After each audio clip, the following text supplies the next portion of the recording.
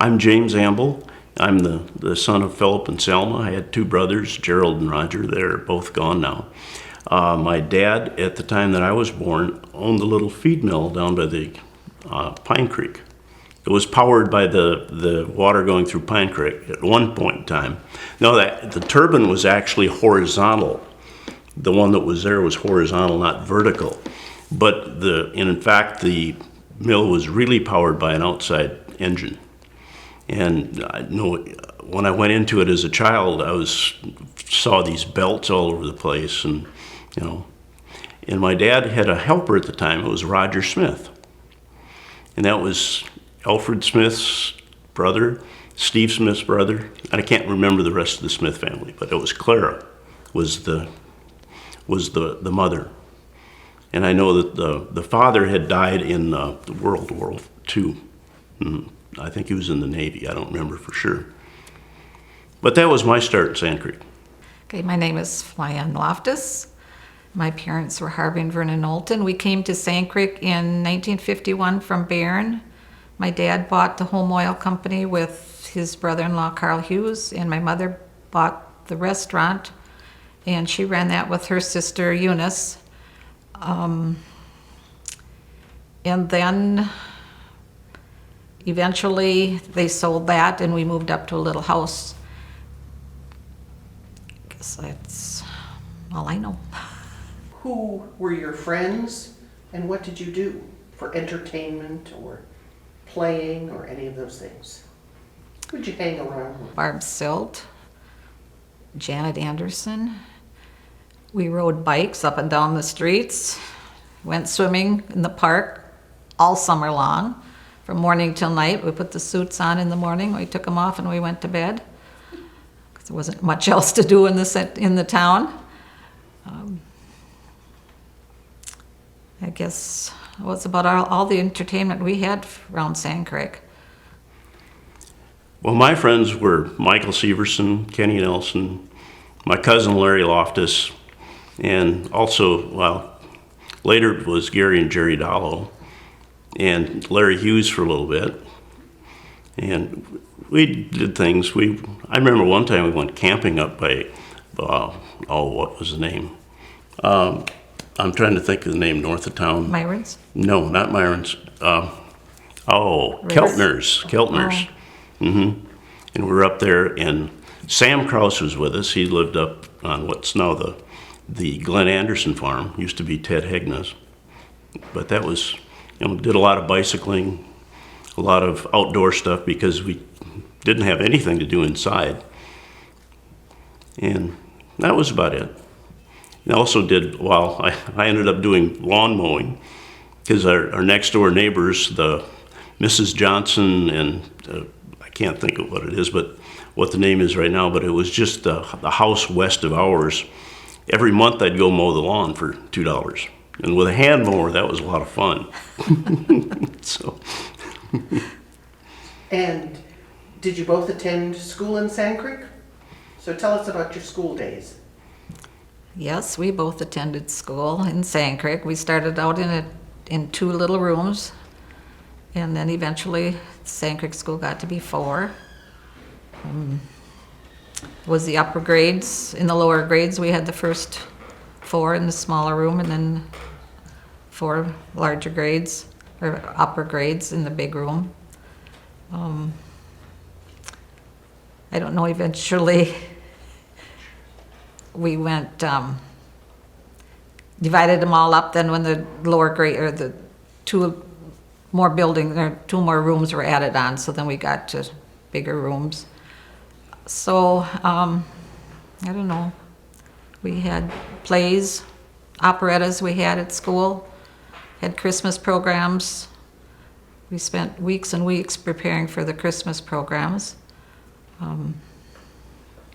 What else can you remember, Jim? Well, we also did a lot of choir work.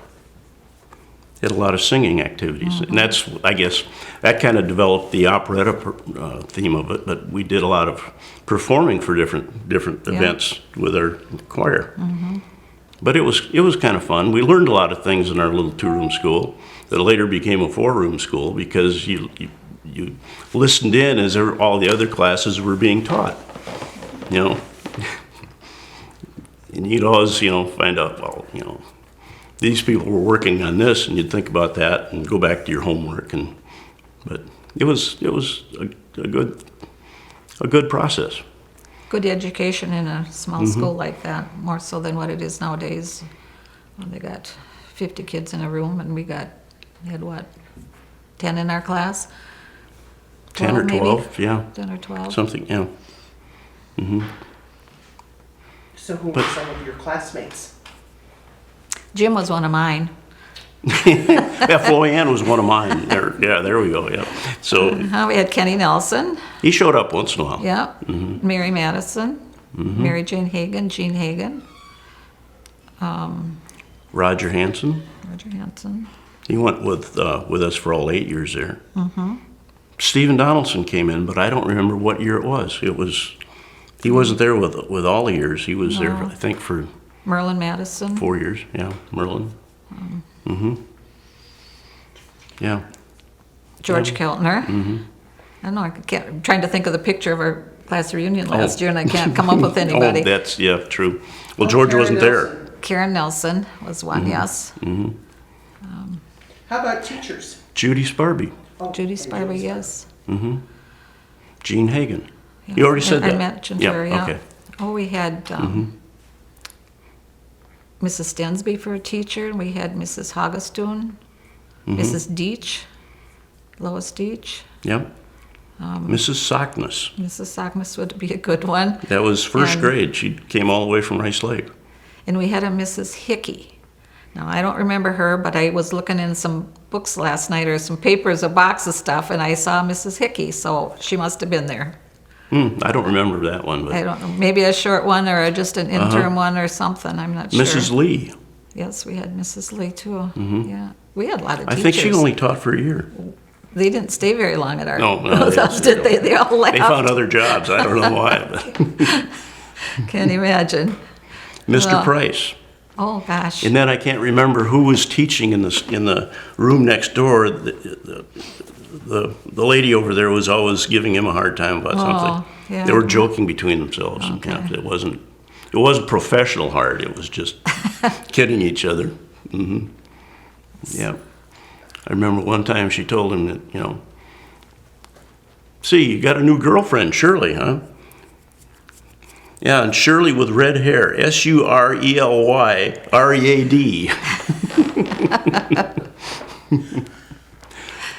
But anyway, yeah.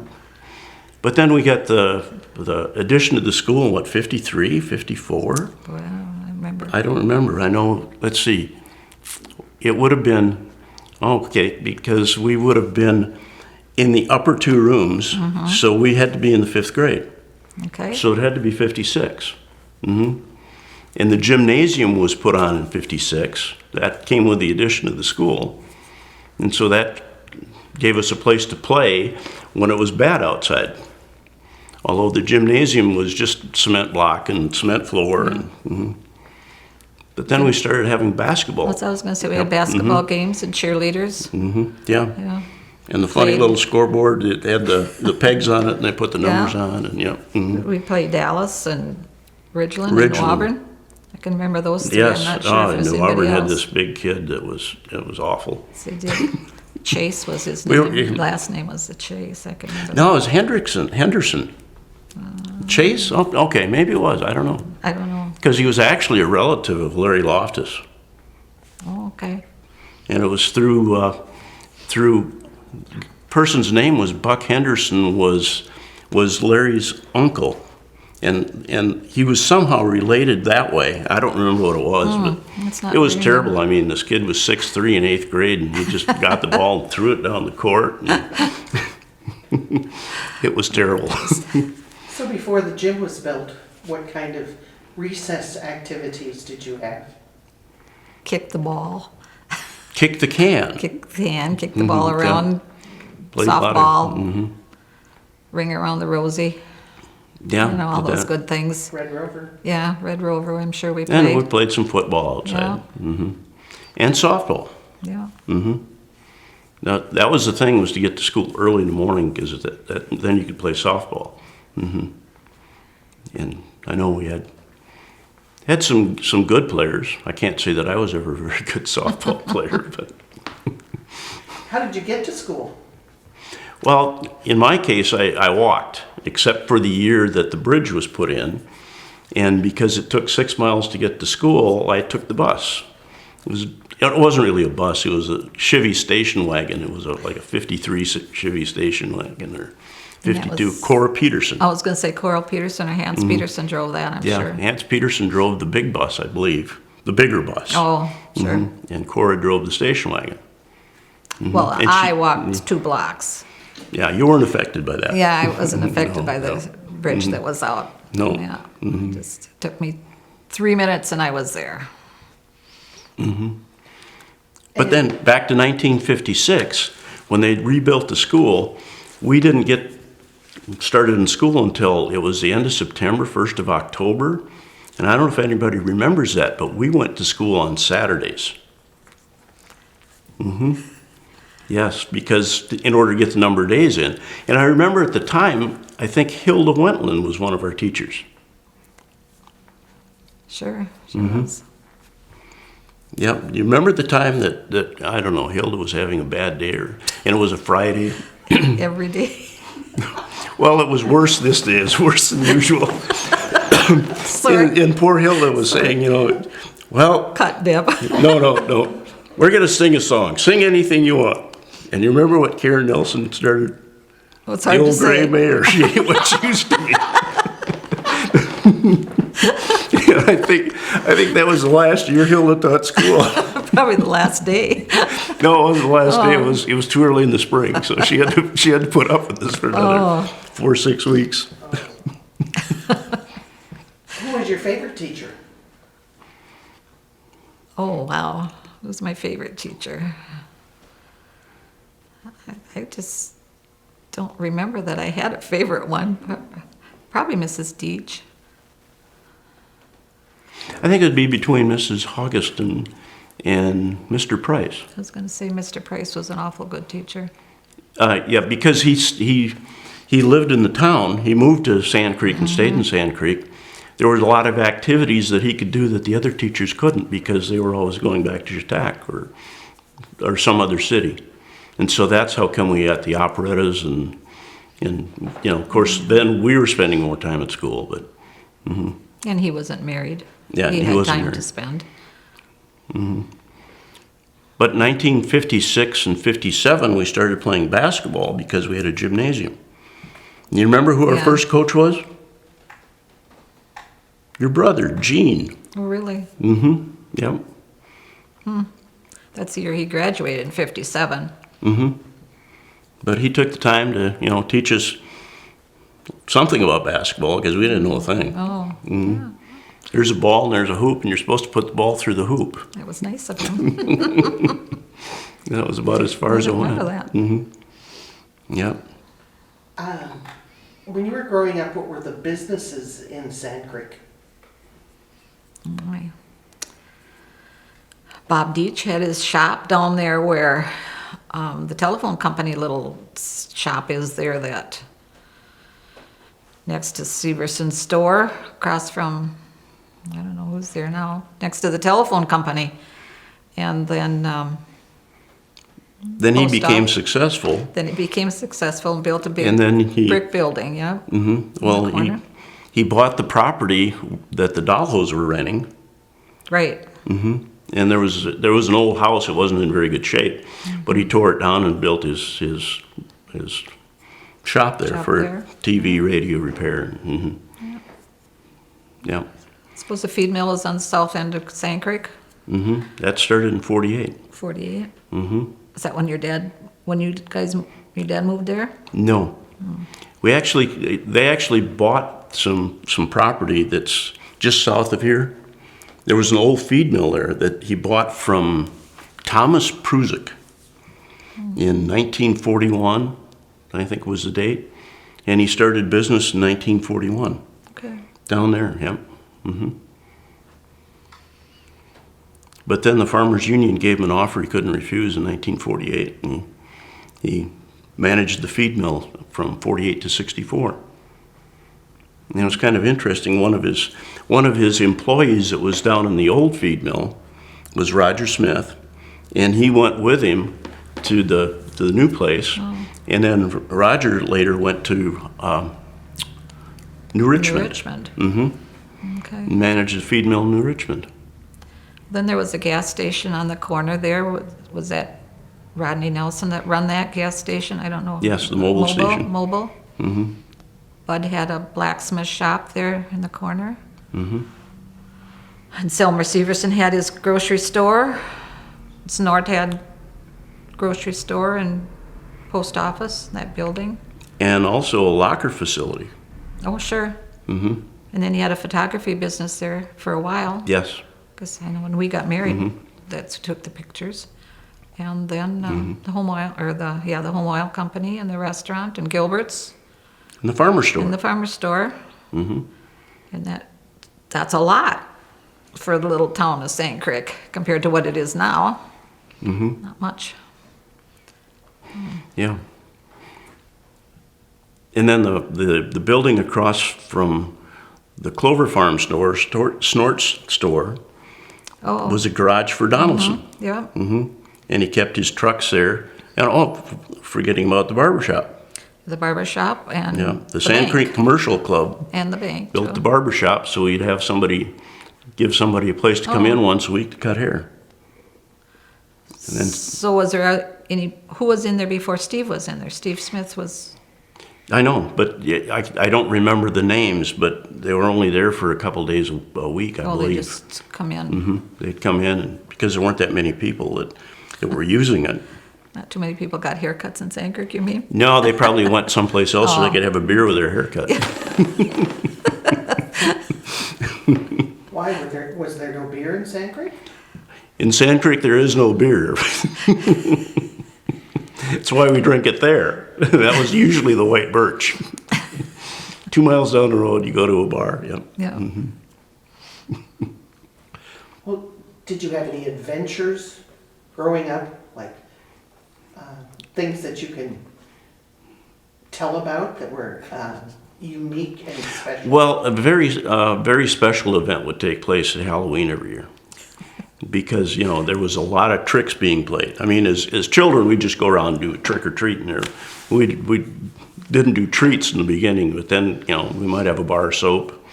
And later it found out, Selmer Severson always put kerosene on his windows. And when you did that, you couldn't get the soap to stick to the window. Paraffin stuck real nice to the window.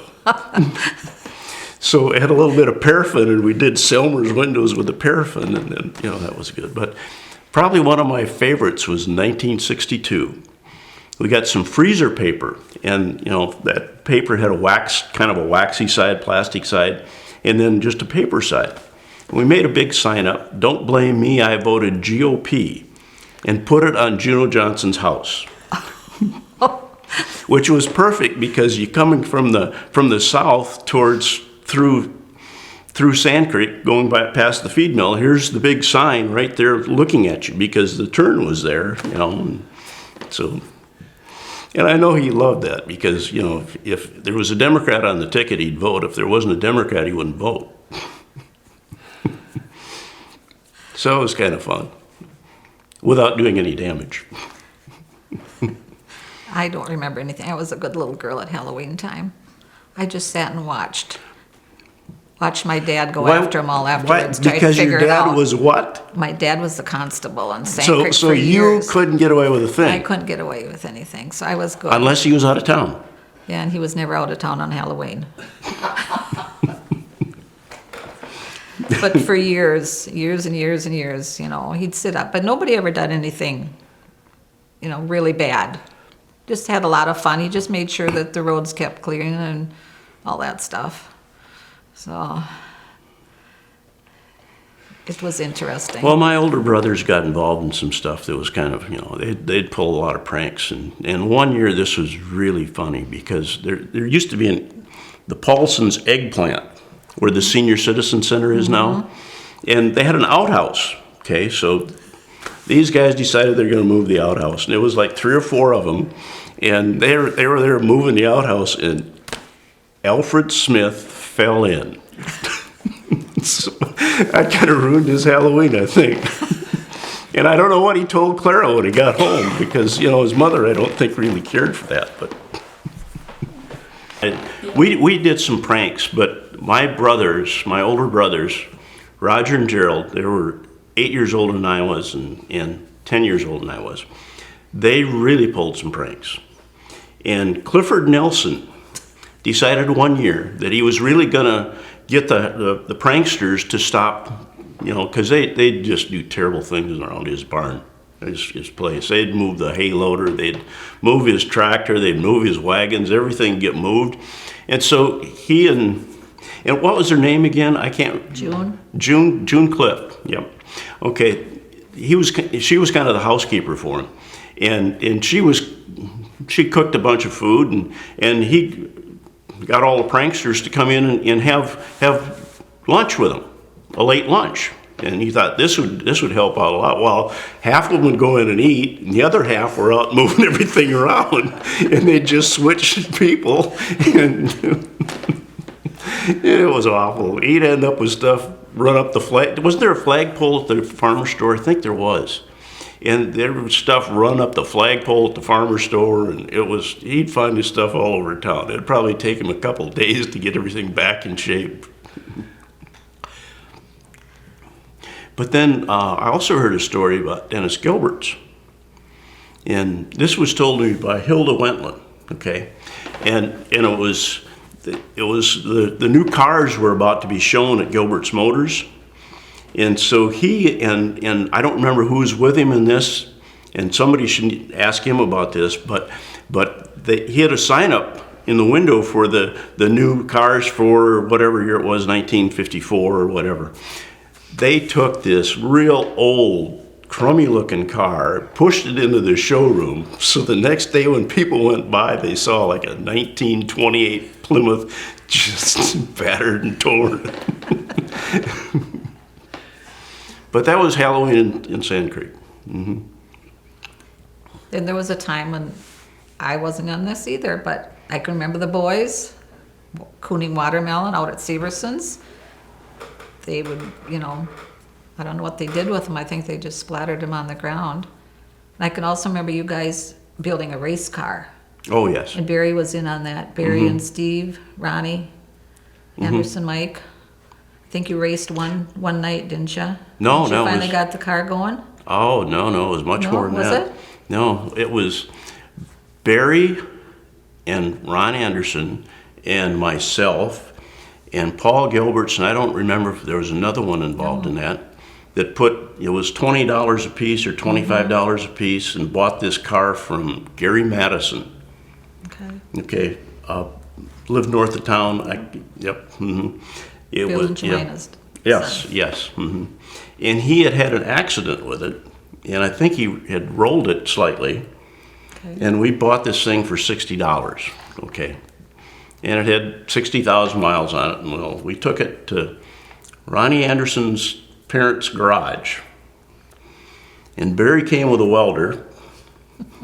And we tore all the stuff out of it and got it all set for stock car racing. And Steve Smith was going to drive it. So we got it ready and went up to Rice Lake for the first race that Steve would be in. And he rolled the car over.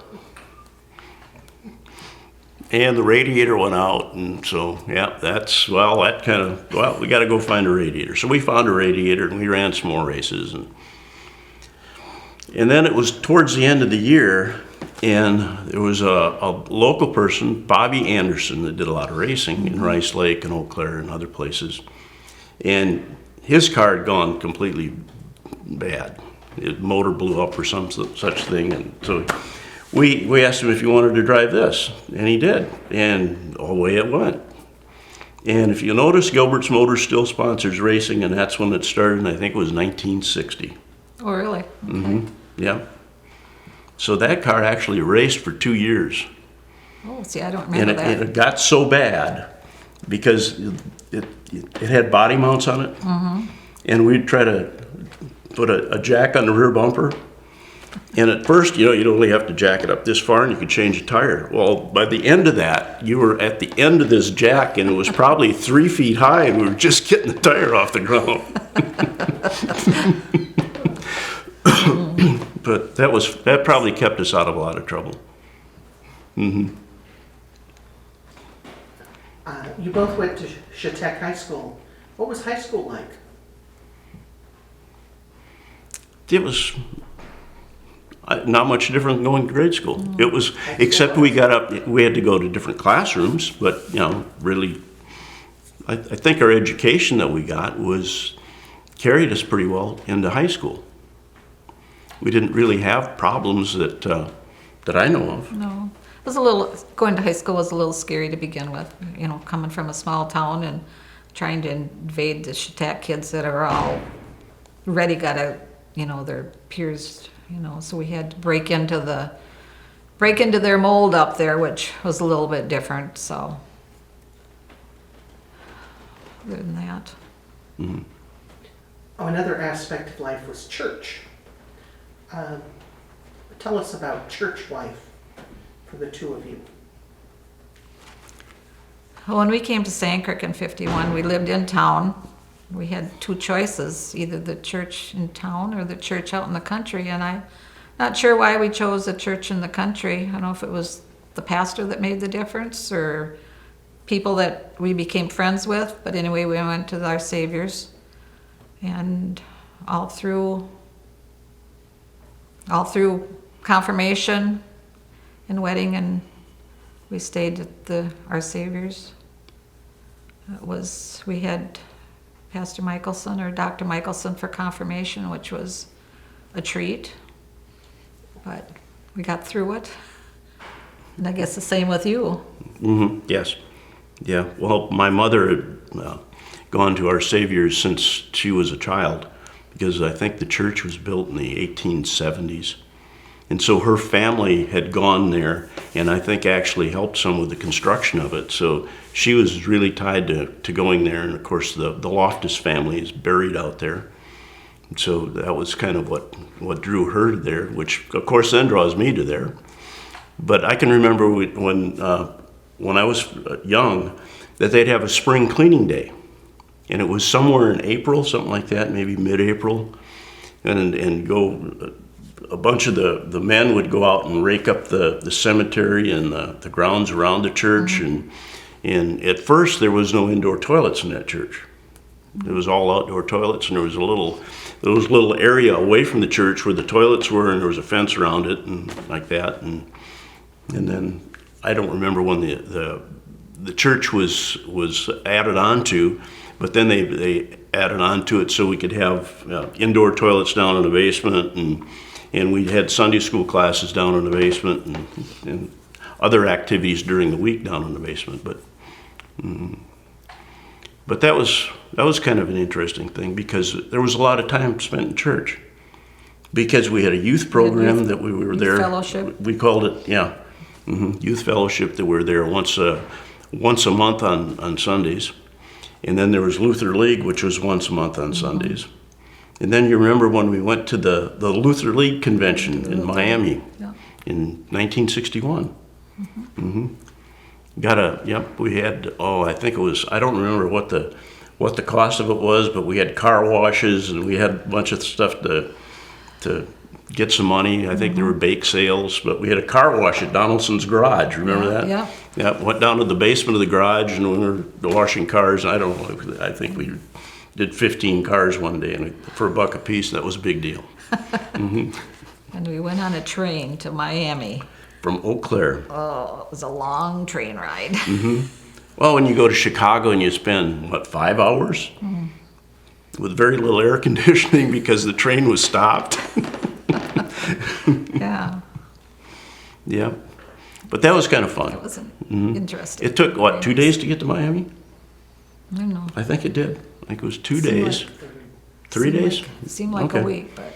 Then you get off the train and it takes you 4 or 5 hours before you get your legs settled Right, back in, because you still feel like you're on a boat. And we went to Washington, D.C. then on our way back home. Yeah. Do you remember the speakers? at the Luther League convention? Oh, my goodness, no, Dr. Martin Luther King Jr. really. and Werner von Braun were Mm. both speakers at that convention. Mm-hmm. No, Mhm. I still got to have the booklet at home. Yeah, I do too. Mhm. I just saw it. It's somewhere. I don't remember where it is, but I know it's still have the booklet that describes what all the speakers were. It doesn't, of course, have their speech in it, but that was kind of interesting to get together with all the kids and all the young people, I should say, kids. But we were very active in church at the time. And that was something that Mrs. Michelson was very good at, was the youth program at church. She did an excellent job of finding something for us to do. We had scavenger hunts, different things. and tobogganing at the Ellisons. Do you remember? I missed the tobogganing at the Ellisons. Yeah, I missed it. I don't think I went to the tobogganing parties either. I remember going to a sleigh, Hayride. no, to snow sliding down at Kenny's one time when David Tyson broke both legs. I can remember that. I won't forget that. And I also remember when Karen Nelson went down the slide in the Sand Creek Park and broke her arm, I think it was. So I'm still scared of that slide when I see kids up on the top of it swinging around that circle up there.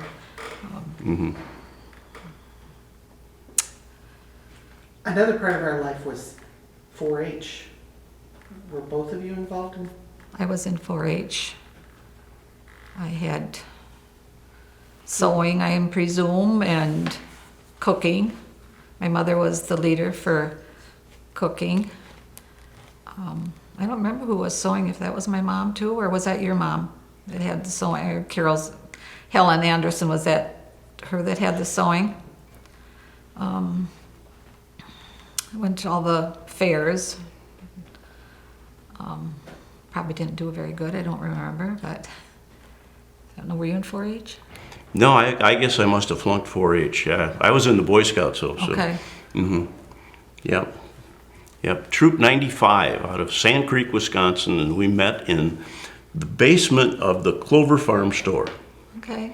And it had some rustic furniture down there that were just benches that were made out of logs with smaller limbs for legs, and it was but the leader of the Boy Scouts when I first started was can't think of the name. It was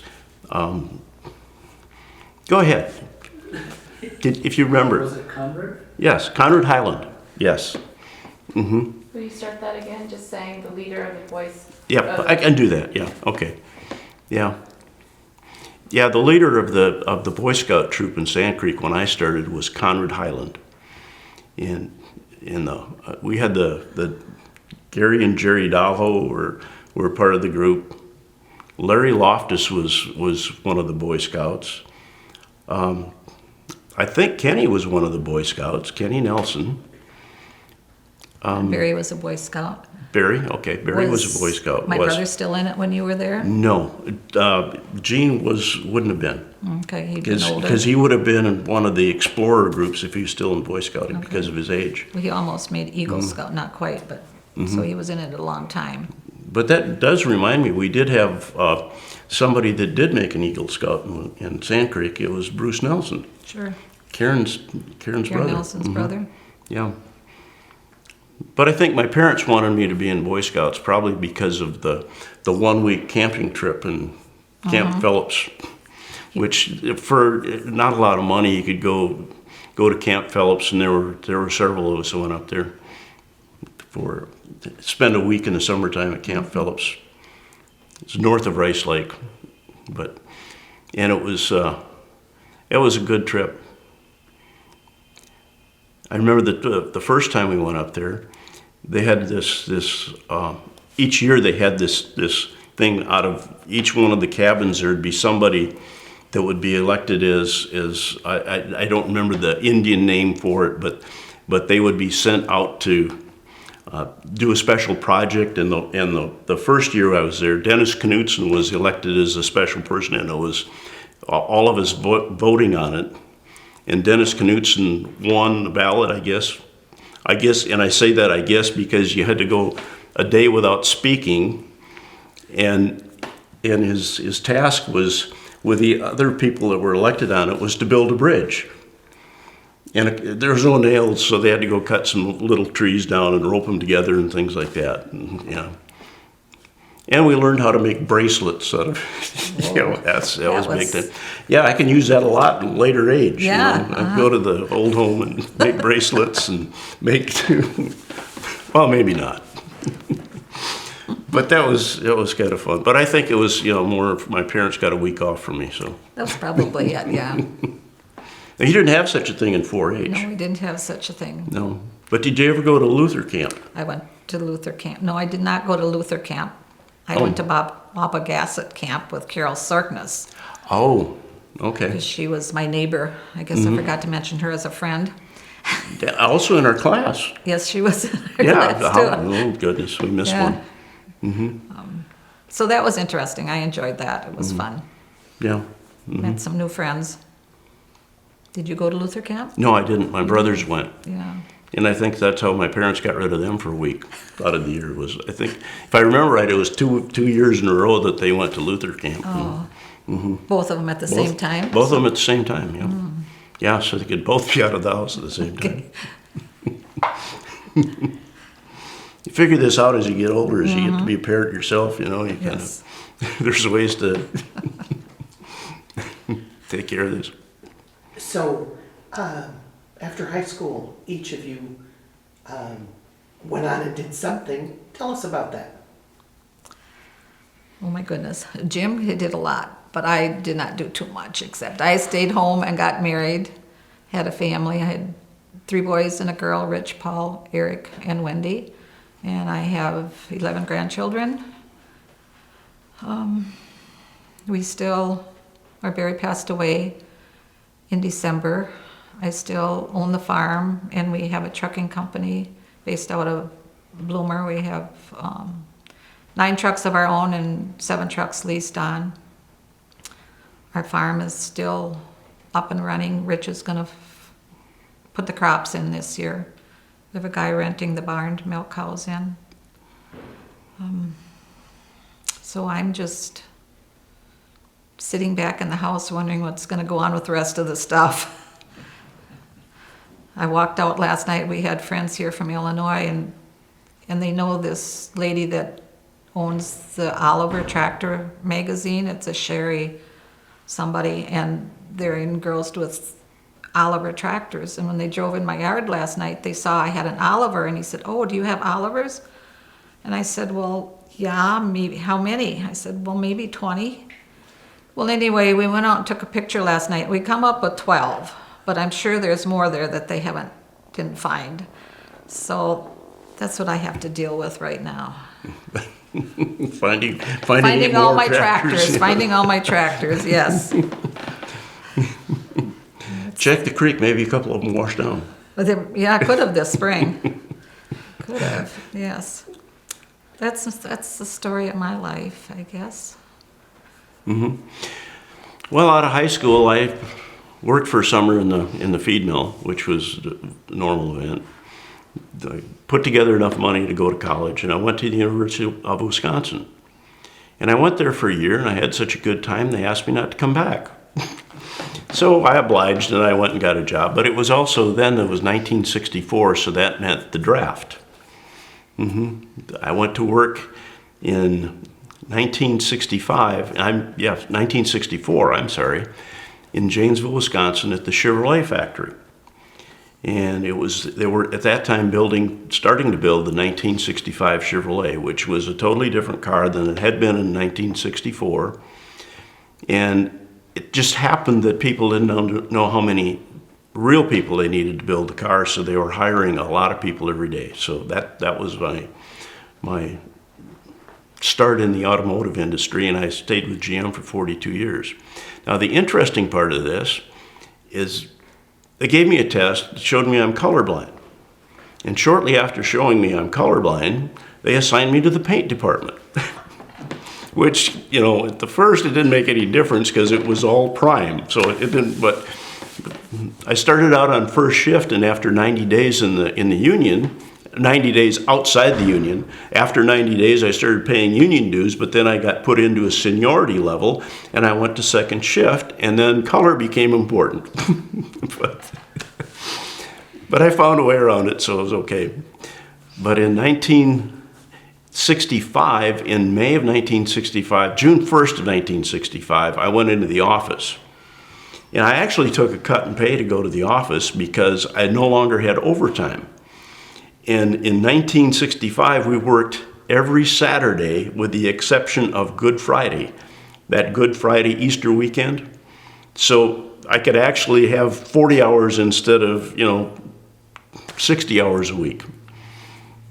Which the only difference between 40 and 60 was that you give up Friday for the taxes to the government versus giving up Saturday for taxes in the government. So came home with almost as much money, didn't make any difference. But I did get a draft notice. Okay, so the first time I went to be drafted, I went to Minneapolis,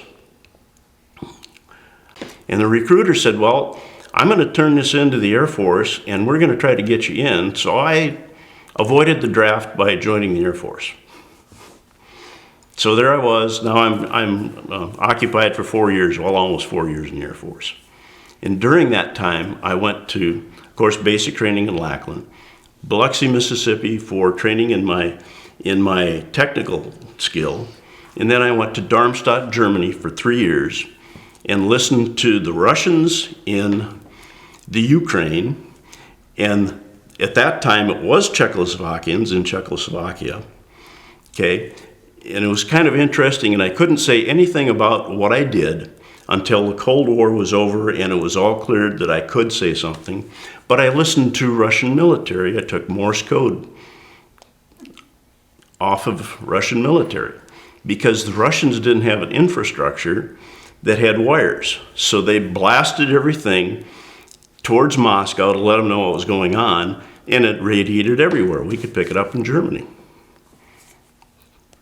So after 1969, November of 69, I came out of the Air Force, went back to work for GM, and was there until 2006. Yeah, I can remember the time that it was getting close to Christmas time, and my parents, I guess, had apparently decided what to buy me for Christmas. And so they had to take me along with them to Bloomer, to the Werner's hardware store. Okay? And went into Werner's, and I don't know how they did this. I have not a clue. My mother must have been taking me around, showing me some stuff. But my dad bought a toboggan, and they wrapped it up and put it into the car. And when they got it into the car, I got into the car and said, "What's this?" And they told me it was an ironing board. And, I didn't pay much attention to it. Well, I guess Mother must needed a new ironing board. Got home, and a couple days later was Christmas, and we opened our presents on Christmas Eve, and there's my ironing board, toboggan. But I think my brothers got as much use out of the toboggan as I did, because Gerald used it quite often. Mm-hmm. I guess I don't really remember any family stories. We didn't get a chance to take any trips because Mom was in the restaurant, busy 7 days a week, and Dad was hauling milk. So I guess once we moved up to the house, we probably took some trips up to the North Shore. And then I had cousins that lived in St. Cloud, and we always went out there. I stayed out there in the summertime some. We weren't lucky enough to have a cabin on the lake or anything, so we could go take weekends off, but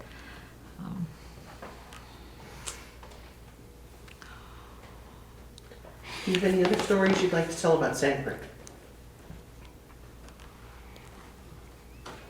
Well, I've got one. It starts out as nothing to do with Sand Creek. I had an uncle that played basketball when he was going to Colfax High School. And he thought that I should be a basketball player, so he ordered a basketball hoop and a basketball from Montgomery Ward's, because at that time, he catalog this. And so it arrived, and I had this basketball. It was a nice leather-covered basketball.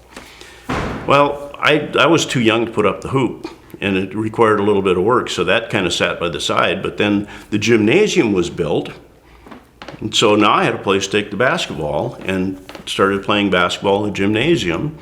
And what happened was, as the Sand Creek got a basketball team, my ball was the game ball, because one of the things they never bought with the gymnasium were basketballs. They put everything up, and they did a good job of that. But nobody in the school system ever thought we needed basketball. So all we had was these kickball type things that maybe we'd throw the basket once in a while. And then a couple other kids had some basketballs, but mine ended up being the game ball. And eventually the leather wore off because of the concrete floor. But then we had the opportunities to go to the gymnasium on Saturdays. And from 2 to 4, we could get Elmer Nelson to open up the gymnasium, and we could go in and play ball in the gymnasium. But you'd have to go over and knock on his door and hope that he was around and awake.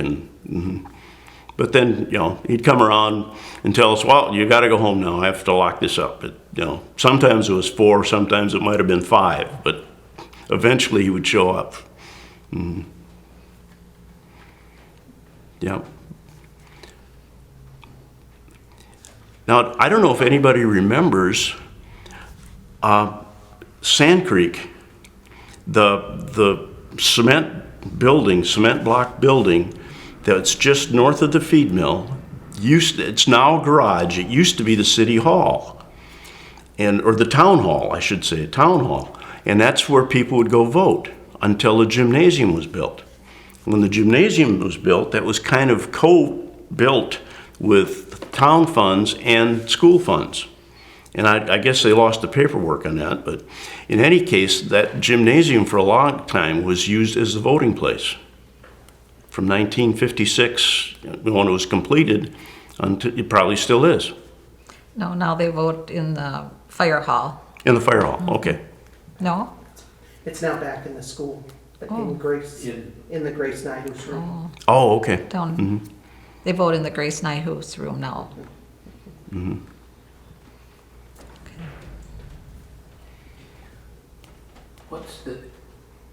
Can you relate some of the history of the mill? That's been mentioned before, and the mill pond, that's been mentioned as what happened to do you recall when the flood was, or took out the spillway, or when they lost the mill pond? Was that before your time? No, it wasn't before my time. Okay. And it wasn't flood. Well, you tell me. Okay. An introduction to that subject, if however you Yeah. word it. As I was growing up, with the old feed mill, there was a dam. And there were just planks put in to dam up Pine Creek behind that dam.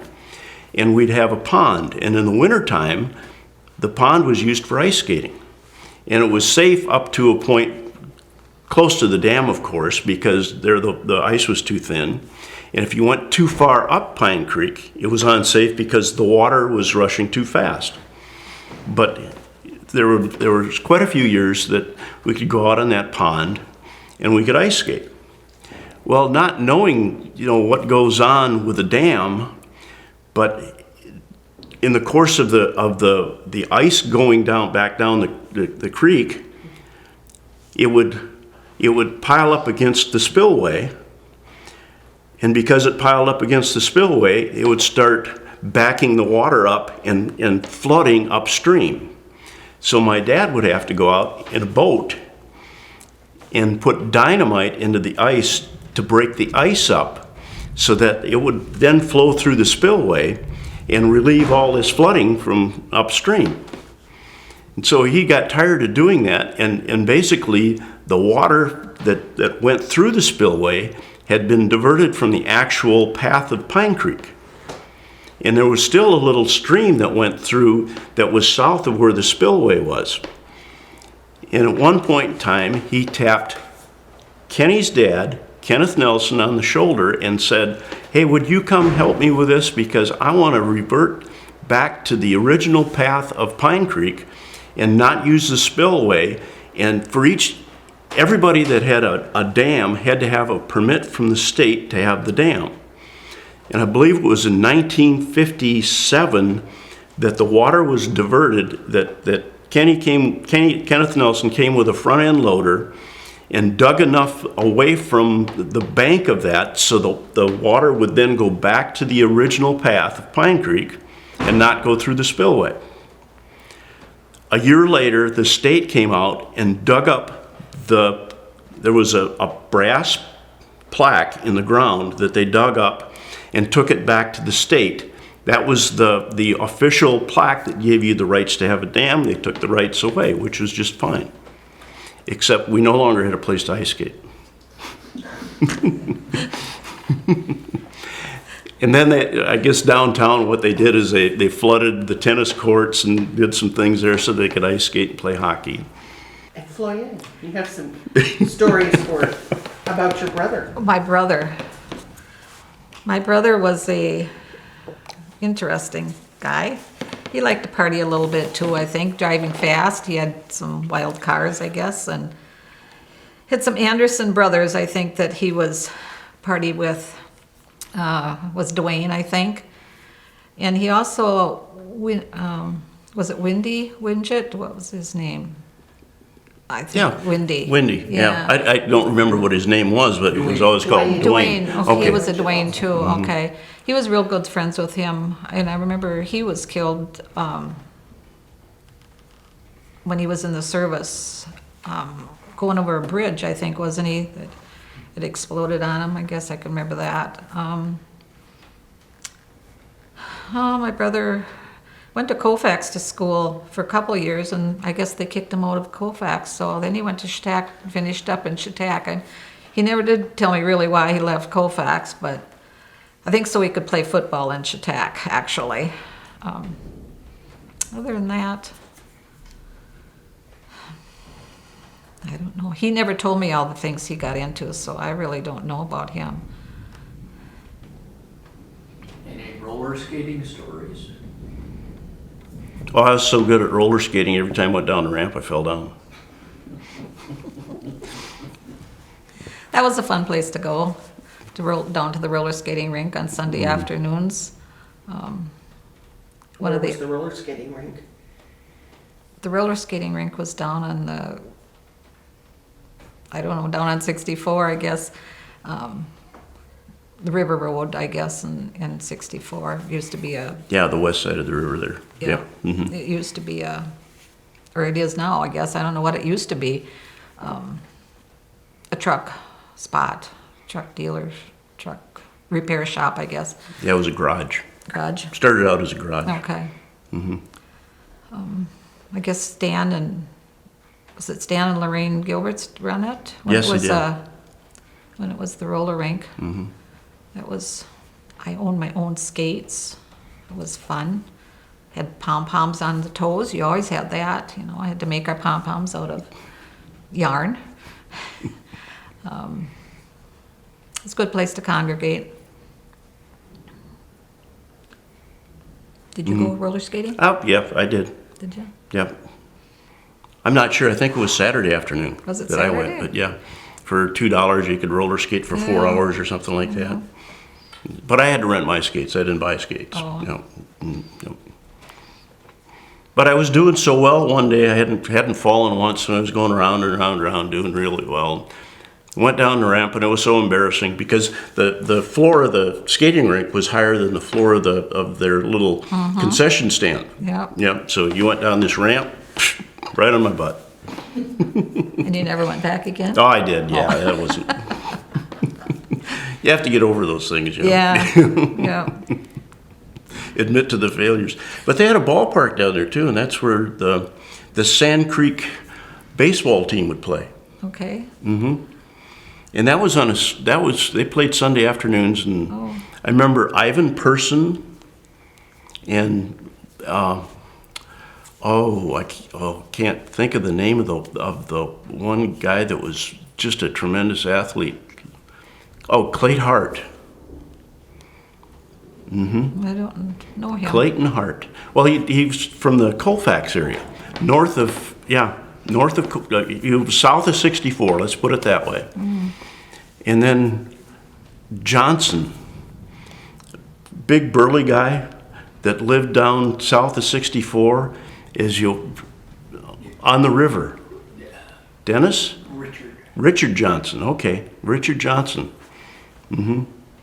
He played ball. He was a good hitter. It wasn't very fast, of course, but he could hit the ball well. But the Dollo, Gary and Jerry and myself would go down and take our bicycles, go down and watch ball games, and they'd break a bat, and we'd get the bat, try to put it back together again so we could use it. Well, we could use it because we couldn't hit the ball that hard, so it was okay. A lot of electrical tape and screws and glue and. Where did Jerry and Gary get their nicknames, and they were what? Oh, Gary was Swede, and Jerry was Dutch, and that was Home Oil, wasn't it? That folks at Home Oil, because there was this card playing group that would get together. They had their own little game they made up. Okay. And they'd sit there and they'd watch the neighborhood and play cards and. I don't remember. Don't remember that? No. Well, the bridge that was over the Red Cedar River that I remember, the first one, was called a hanging bridge, and it was a steel structure, totally steel, had an asphalt floor, but it was a one-lane bridge. And you'd come across the bridge, and if somebody else decided that they were going to cross, you had to back up and let them go. And that came down in 1953. It came, I believe it was the spring of '53. They took it down, and it was somewhere in late fall that the new bridge was completed. And it was a two-lane structure, and it was totally cement. It was put up by L.G. Arnold. I remember they had all these contract workers that were there, and first time I'd ever seen a motorized wheelbarrow, because they were making cement on site. They didn't have cement trucks coming in because it was too far away, I believe. But they made the cement on site, powered these things up a bank and dumped the cement and kept on going. But it took them quite a while to put that bridge together. In the meantime, in order to get from our house, which was half a mile west of Sand Creek, to Sand Creek, we had to go a 6-mile route down to 64, across the bridge on 64 on the Red Cedar, and over to M and come in on M. So and that was the year that those were the days that I rode the bus to school because it was way too far to walk. And at that time, they provided no way to get across the bridge, so it's not like they provided something for pedestrians to cross. It was nothing there.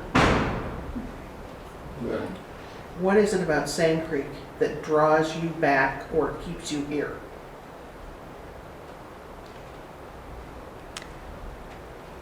I stayed in Sand Creek because I got married and my family is here. And my friends, and I just don't want to leave Sand Creek. I guess in my case, it was family because my parents were here and we had some relatives in the area, and we'd come back to visit my parents. And then we started coming back to visit Snort and Norma Gilberts. Snort, real name was Norman Gilberts, and they've both passed now. And at this point in time, we're coming back for a family reunion. And so that's why we're here now. Well, one of the things that I did when I was a child, and I mean, I was probably 3rd grade when I started this, I was asked by Snort Gilberts to come into a store, go down in the basement and sort out pop bottles, because he had a stack of pop bottles down there that wouldn't end. And he needed to get the money back from these because these were 6 to 10 cents a piece, something like that. I think that's what the deposit on them was. At the time was maybe 6 cents. So I came in, started sorting out pop bottles, and then he gave me another task to do, and take out the trash. And at that time it was all paper because he had the post office, and most of the stuff that was thrown away in the post office, he just put it in a waste paper basket. We'd take it out back and burn it, and just stick around until the fire was gone, and that was it. And I remember for one 4th of July parade, we went out and swept all the sand out from the front of the store to make the front of the store look better. But that was my first employer, and I think I got paid $0.05 an hour. And I wanted to make sure I didn't lose the job, so I cheated on the hours. I told him less than what I actually put in. Then the other thing we do come back for is we're here for a family reunion this weekend. Last year, we were here for a class reunion. And when we come up here, we enjoy going around and looking at the changes that have been made to the town and what's changed, what hasn't changed. The Sand Creek Cafe, the only changes that we've seen in that in the last, we don't know how many decades. I remember going into the Sand Creek Cafe, and it used to have a shuffleboard up against the wall. And there were a lot of people that would gather there on a Saturday night because the men would go in and play shuffleboard, and then the rest of the family would have, a treat or a soda or, something to eat. And that's what I remember about the Sand Creek Cafe. But then there was the creamery that used to be up in the next corner north of there. And I remember my dad telling stories about the creamery. Dad being Philip Amble, he hauled milk to the Sand Creek Creamery. And he always used to enjoy teasing people. And he was driving an old Model A truck, and that was kind of common at the time. And the Model A had this particular type of coil that you could take a wire off of the coil, and he could put it on the conveyor, and as somebody's unloading milk cans, they'd get a shock, and they'd wonder where this is coming from. Well, Joe Rathman, and I'm sure people are familiar with Joe Rathman from the Sand Creek area, he was unloading cans in front of my dad. And my dad put the coil wire over on the conveyor, and every time Joe would unload a can, it was funny, and my dad would talk about this, and finally Joe was almost ready to put the last can off, and he looks back, "You son of a gun! You shouldn't, you've been doing this all along, haven't you?" Which just made my dad break up, but the good old days.